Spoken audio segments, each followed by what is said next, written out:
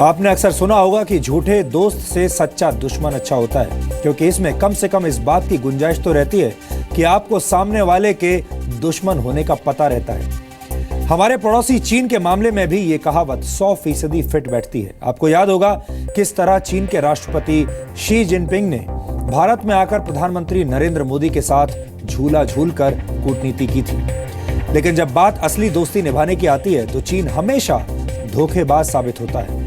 वो पिछले कई वर्षों से लगातार दुश्मनों वाली हरकतें ही करता आया है। जम्मू कश्मीर के लद्दाख में चीन की चालाकियों वाली तस्वीरें सामने आना अब एक आम सी बात है। हालांकि अब चीन की इस बीमारी का इलाज ढूंढ लिया गया है। भारत और चीन के बीच 1962 में हुए युद्ध के बाद अब पहली बार भारत ने लद्दाख से लगी सीमाओं पर अपनी पूरी ताकत झोंक दी है। आप इसे भारत की टैंक वाली दीवार भी कह सकते हैं। आज डीएनए में हम भारत की इसी दीवार का ऑन द स्पॉट विश्लेषण करेंगे। यकीन मानिए, लद्दाख में भारतीय सेना के शौर्य की ऐसी तस्वीरें आपने आज से पहले कभी नहीं देखी होंगी। ये पहला मौका है जब किसी न्यूज चैनल की टीम लद्दाख के उन इलाकों में पहुंची है जहां जाने की हिम्मत हर किसी के पास नहीं होती। लेकिन जी न्यूज के संवाददाता कृष्ण मोहन मिश्रा ने लद्दाख से देशभक्ति और हिम्मत वाली ग्राउंड रिपोर्टिंग की है, जिसे देखकर आपकी आंखों को आज बहुत राहत मिलेगी।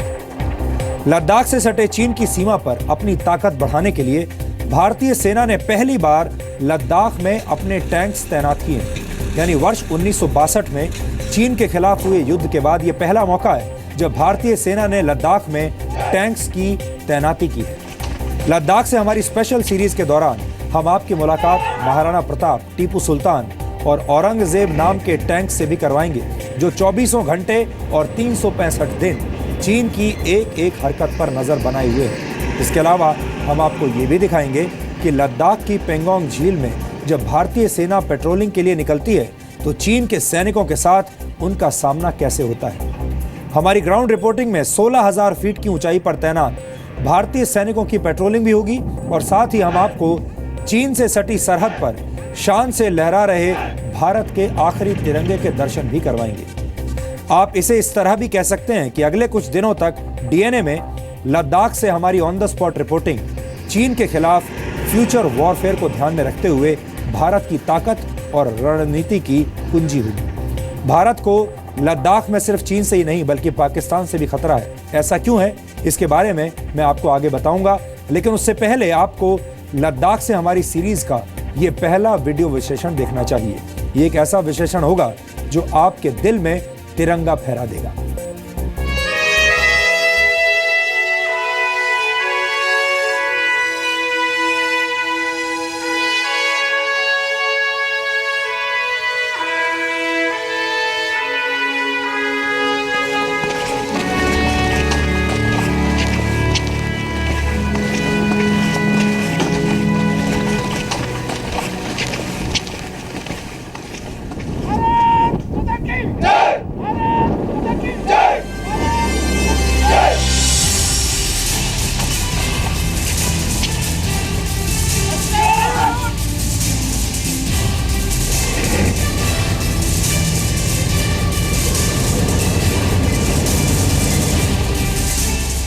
भारतीय टेलीविजन पर पहली बार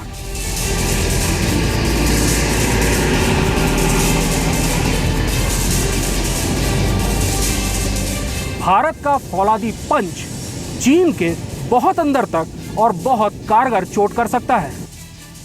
लद्दाख में चीन की नाक के नीचे से देशभक्त रिपोर्टिंग। मैं पीछे मुड़कर देखता हूँ तो मुझे यहाँ अकेलापन नहीं लगता, क्योंकि मुझे ऐसा लगता है कि पूरा देश मेरी ही तरफ देख रहा है।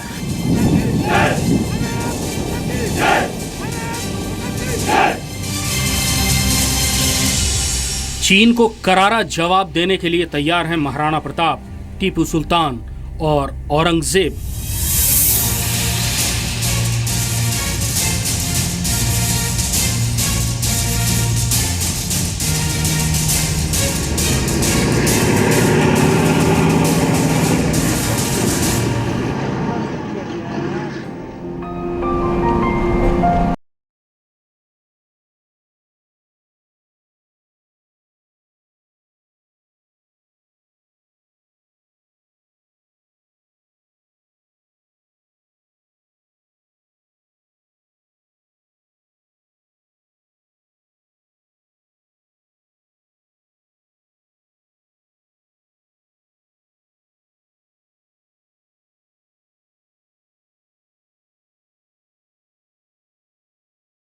पहल से दूर। एक ऐसा इलाका जहां चप्पे चप्पे पर मौन बौद्ध भिक्षु अपनी साधना में लीन रहते हैं।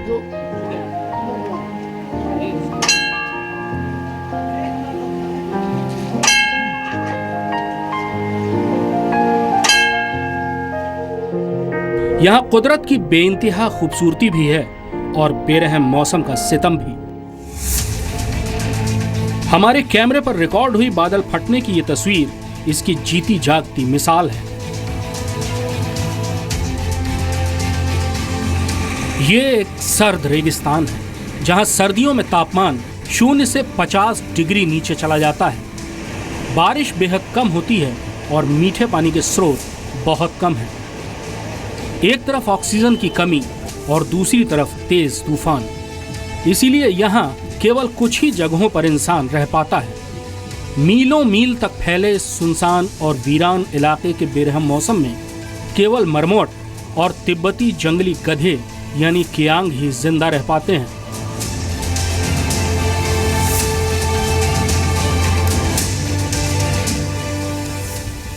इन सूखे पहाड़ों के बीच बीच में जगह जगह छोटे छोटे नखलिस्तान नज़र आते हैं। ये वो छोटे छोटे गांव हैं जो सदियों से यहीं पर हैं।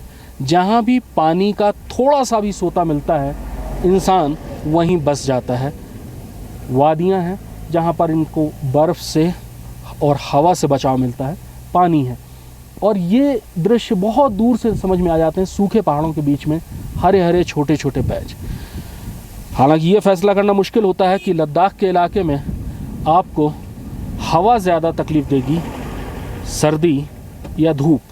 धूप इतनी तेज़ होती है कि थोड़ी देर बाद ही जो भी हिस्सा खुला हुआ चेहरे का होगा वो काला पड़ने लगेगा। अल्ट्रावायलेट रेज़ की वजह से बगैर चश्मा लगाए थोड़ी देर भी खड़े रहना मुश्किल हो जाता है। हजारों फीट ऊंचे दर्रों को पार करके ही एक जगह से दूसरी जगह जाया जा सकता है। इसीलिए लद्दाख में कहावत है कि हमसे मिलने केवल सबसे जिगरी दोस्त या सबसे कट्टर दुश्मन ही आते हैं। लद्दाख 2 शब्दों से मिलकर बना है, ला और दाख। ला यानी पास या दर्रा, दाख मतलब हजार। लद्दाख यानी 1000 दर्रों या पासों का इलाका। लद्दाख में एक जगह से दूसरी जगह तक जाने के लिए आपको दर्रे या पास पार करने पड़ेंगे। ये दूसरी सबसे ऊंची मोटरेबल रोड है। ये चांगला पास है। ऊंचाई है 17,688 फीट। अभी मेरे शरीर में जो ऑक्सीजन है वो मेरा साथ दे रही है, लेकिन अब अगर मैं यहाँ 20 से 25 मिनट आधे घंटे तक रुक जाऊँगा तो मेरे शरीर में ऑक्सीजन का लेवल कम होने लगेगा और फिर मैं एक्यूट माउंटेन सिकनेस का शिकार होने लगूंगा। लेकिन लद्दाख भारत का वो इलाका भी है जो पाकिस्तान और चीन दोनों की शातिर चालों के सामने मोर्चे पर डटा हुआ है। ये देश का वो इलाका है जिसने हर युद्ध यानी 1948, 1971 और करगिल युद्ध में पाकिस्तान के हमले झेले हैं। 1962 में चीन के भयानक हमले का सामना भी लद्दाख ने किया है। इसके एक हिस्से अक्साई चिन पर चीन का अवैध कब्जा है, तो दूसरी तरफ सियाचिन में दुनिया के सबसे ऊंचे मैदान जंग में पाकिस्तान की फौज सामने खड़ी है।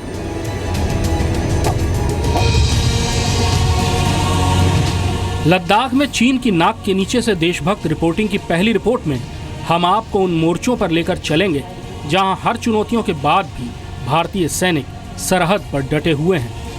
ये सरहद के वो इलाके हैं जिनके बारे में आपने न तो आज तक कभी सुना होगा और न ही कभी उसके दर्शन किए होंगे। हम आपको ये भी बताएंगे कि लद्दाख में भारतीय सेना आज कितने बेहतर हालात में है और आपको ठीक सरहद पर लहरा रहे आखिरी तिरंगे के दर्शन भी करवाएंगे।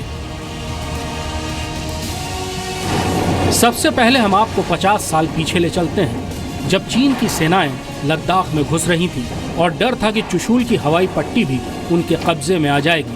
तो उस वक्त मोर्चे पर टैंकों को ले जाने का फैसला किया गया था। 20 लांसर्स के AMX टैंकों ने चीनी सैनिकों की बाढ़ रोकने में अहम भूमिका निभाई थी।